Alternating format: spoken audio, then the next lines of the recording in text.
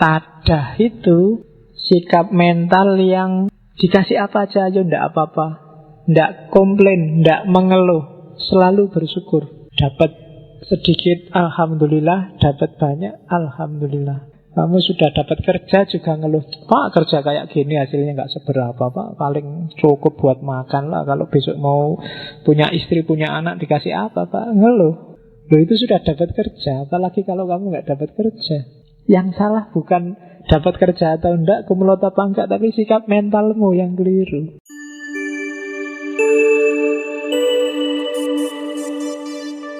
Jingle, tulisannya jingle, macamnya jingle. Jingle itu dalam manapun, setiap kali menampilkan Semar, kalimat pertama yang diucapkan pasti itu. Bergegek, ugek-ugek, mel-mel, sakndulit.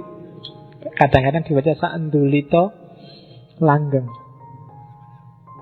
Kadang-kadang nggak pakai langgeng tapi ole-ole. Tapi itu intonasinya lucu. Karena saya bukan dalang ya ora iso lucu. Mungkin yang kamu bisa dalang bisa mengintonasikan itu dengan bagus. Jadi bergegek, ugek-ugek, mel-mel, sakndulit, langgeng. Bergegek itu kamu diam gak ngapa-ngapain.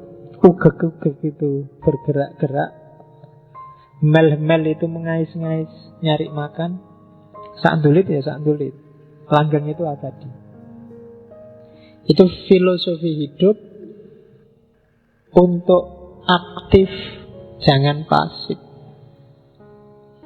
Bergegek, daripada kamu bergegek, ugek-ugeklah, gerak-geraklah, berupayalah, berusahalah. Mel-mel, yaitu makna harafiahnya nyari makan. Tapi cari apapun yang memang kamu ingin cari. Mimpimu apa, tujuanmu apa, kais-kais lah. Sakndulit, meskipun hasilnya cuma sangat sedikit, cuma sakndulit. Sakndulit itu kalau kamu pakai sabun colek terus mau culik, itu kan sakndulit namanya. Cuma akan langgeng. Kenapa langgeng? Kamu nikmati karyamu, rasanya beda daripada kamu dikasih orang atau tidak menghasilkan apa-apa. Kamu nulis sendiri dan jelek, itu lebih langgeng daripada jiplak tulisannya orang lain. Nulis jelek itu sakndulit kan, isone mau sidik Pak, jelek lagi, tapi itu langgeng. Lebih abadi, lebih masuk dalam jiwamu. Jadi jangan bergegek. Nah, barang siapa yang sekarang bergegek, ugek-ugeklah. Nah, lo itu nasihati semua. Mel-mel sakndulit langgeng. Jadi yang sedang merasa diam, ndak punya karya, ndak aktif, pasif, hidupnya monoton, rutinitas yang ndak membuahkan apa-apa, ugek-ugeklah, gerak-geraklah, hasilkan sesuatu. Entah itu pikiran, entah itu perbuatan, entah itu produk apa, tapi hasilkan sesuatu. Sekecil apapun, sejelek apapun, dia akan langgeng, dia akan abadi.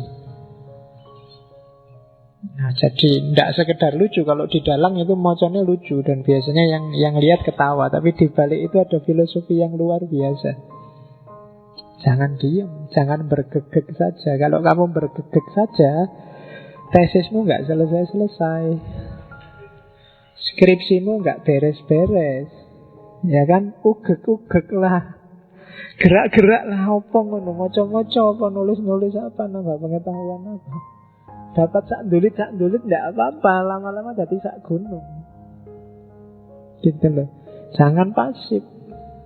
Nah, selama ini kita bergegek terus, tidak pernah ugek-ugek, maka dimarahi oleh Semar. Bergegek tapi ugek-ugek. Jadi jinglenya itu, saya sebut jingle karena ini sering sekali diucapkan oleh Semar. Mau ngomong apapun, dia diawali dengan ini. Kadang-kadang di sela-sela ngobrol dia ngomong ini. Bergegek, ugek-ugek, mel-mel, sakndulit, langgeng. Ya, dengan intonasi dan nada khas Semar. Oke, kalau di Ponokawan Semar itu kan punya 4 anak yang bukan lahir dari istri. Jadi ada Gareng, Petruk, 3 anak, Gareng, Petruk, Bagong. Sebenarnya itu simbol-simbol. Kalau Bagong itu simbol revolusi, karena dia selalu bantah. Kalau Gareng itu simbol kritisisme, dia selalu mempertanyakan. Kalau Petruk itu simbol ketidakterikatan oleh aturan, pokoknya oleh dunia di level apapun. Itu Petruk, yaitu ciptaannya para wali. Revolusi jadi Bagong itu dari bahasa Arab sebenarnya bago. Bago itu kan semacam bangkang. Jadi oleh para wali ya semangat revolusi. Tadi ada Semar Gugat, itu karakter Bagongnya yang muncul. Meskipun kalau di Jawa hari ini, di Indonesia, Bagong itu kan yang kamu bayangkan simbol orang yang gendut.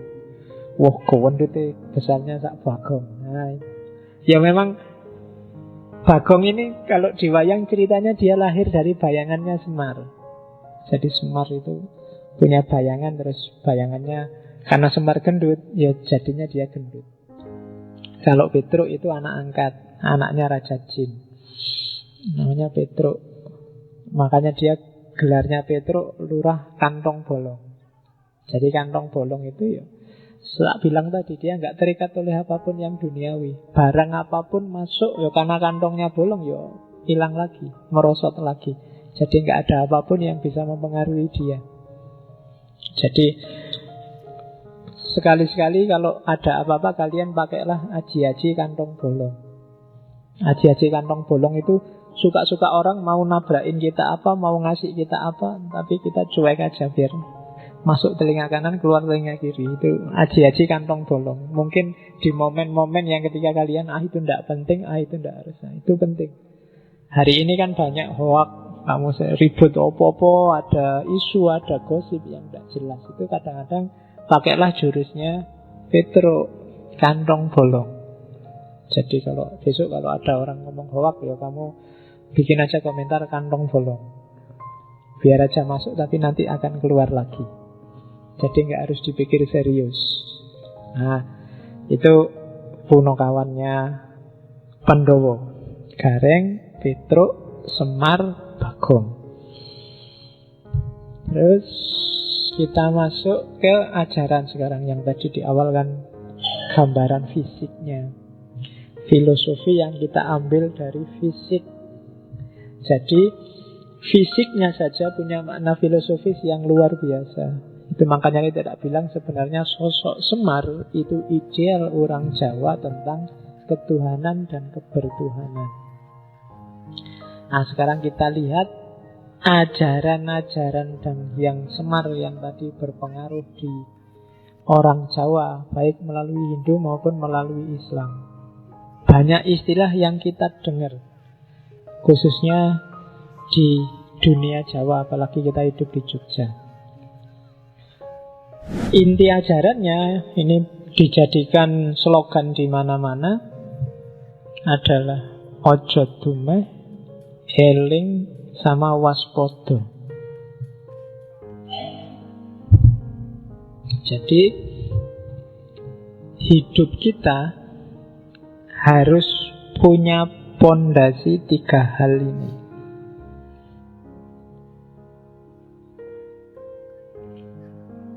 Ojo dumeh, eling, sama waspada.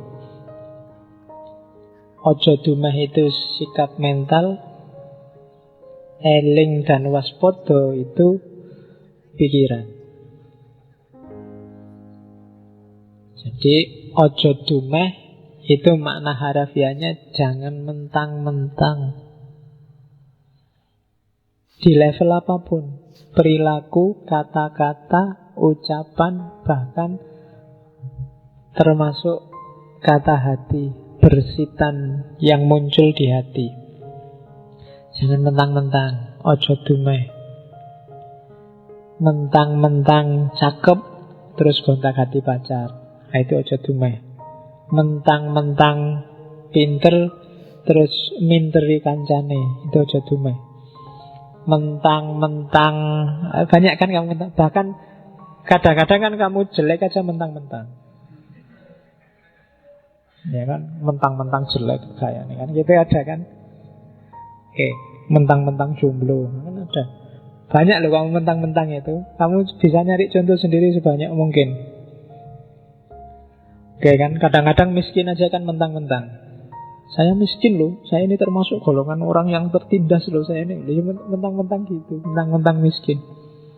Hati-hati, aja dumai. Jadi yang bisa mentang-mentang itu nggak cuma yang kaya.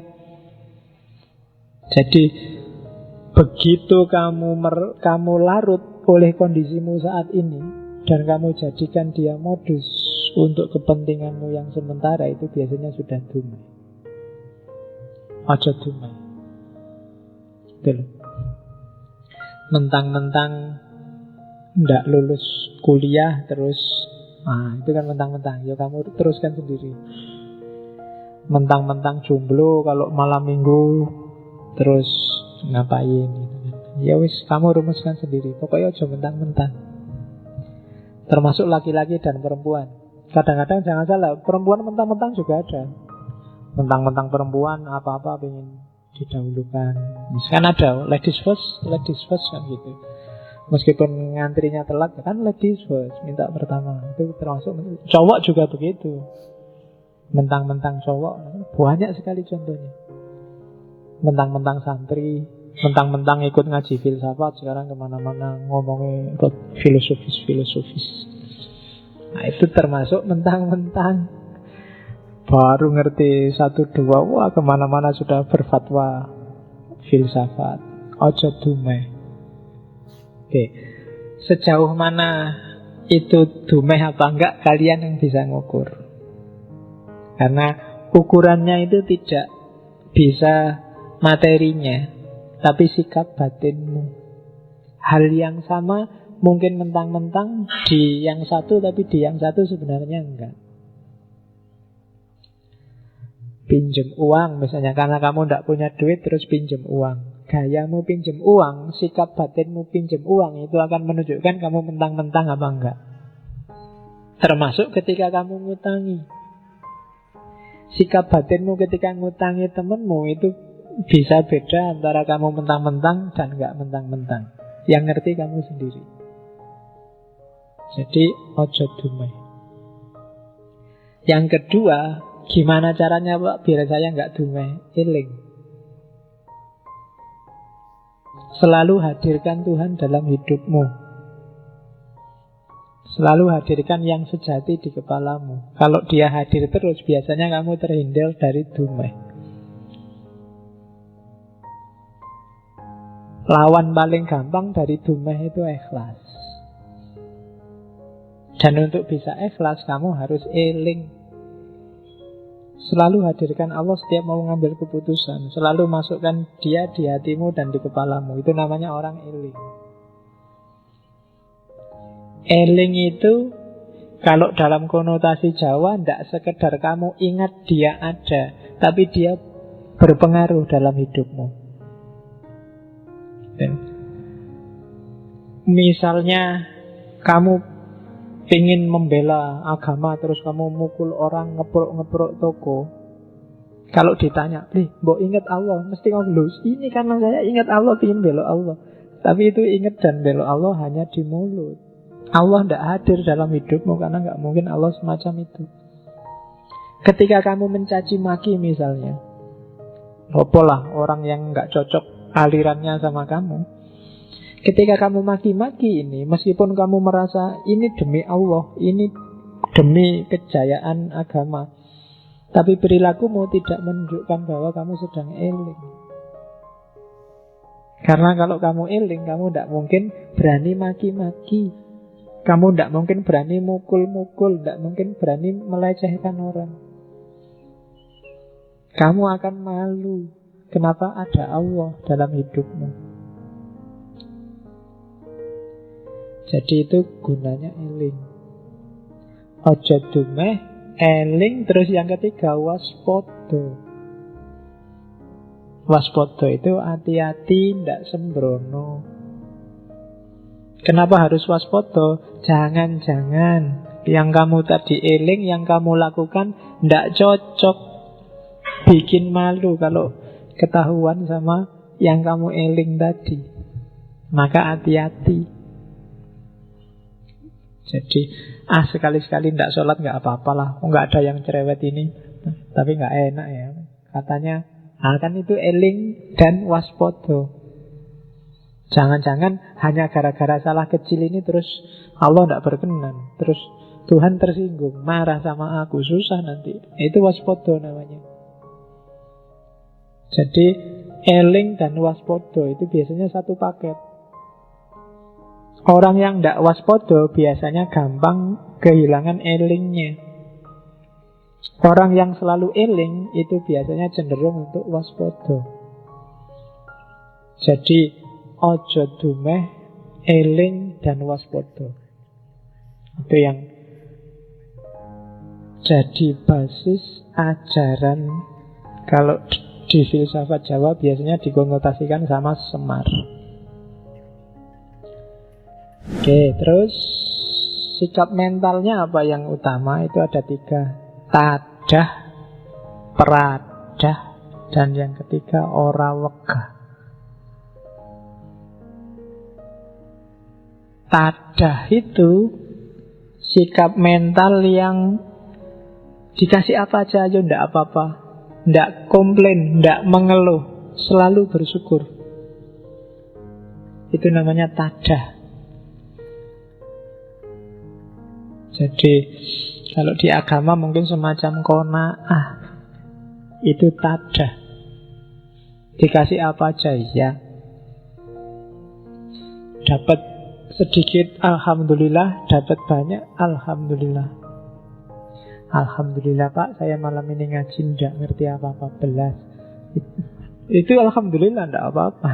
Itu namanya tadah. Berarti Allah belum mengizinkan saya ngerti sesuatu. Mungkin memang belum waktunya. Alhamdulillah, itu tadah. Alhamdulillah Pak, saya sudah lulus 3 tahun yang lalu, cuma pacar belum dapat. Ndak apa-apa, tadah. Mungkin Allah belum mengizinkan aku dapat pacar. Mungkin dengan jomblo aku bisa lebih dekat sama Allah. Wow. Ya apa-apa lo kan bisa digiring ke sana. Itu tadah. Terima kasih ya Allah, kamu ndak ngasih aku kesempatan untuk banyak dosa dengan jomblo misalnya. Lo itu tadah namanya. Jadi ndak ada yang ndak bisa disyukuri. Bagi orang yang punya sikap mental tadah. Dapat alhamdulillah dapat berarti aku harus belajar lagi. Memang aslinya aku belum ngerti apa-apa sih, kalau dikasih A malah keliru. Harusnya memang biar tak sampai aku ngerti terus dapat A. Itu namanya tadah. Kamu bisa nyari momen apapun yang paling sedih, paling tidak enak, tapi kalau sikap mentalmu tadah, tidak ada yang bikin kamu sedih. Kamu akan selalu bersyukur. Alhamdulillah dikasih sakit, berarti oleh Allah disuruh istirahat. Allah berarti masih sayang, ada kesempatan ngurangi dosa. Banyak. Tergantung sikap mental. Tapi kalau sikap mentalmu penuntut dan pengeluh, dapat apa saja kamu akan nuntut dan ngeluh. Kamu lulus kumlot aja kan mengeluh. Buat apa Pak kumlot? Yang penting itu kan besok dapat kerja apa enggak. Apa sih gunanya kumlot? Lu kumlot itu lo mengeluh. Iya kan?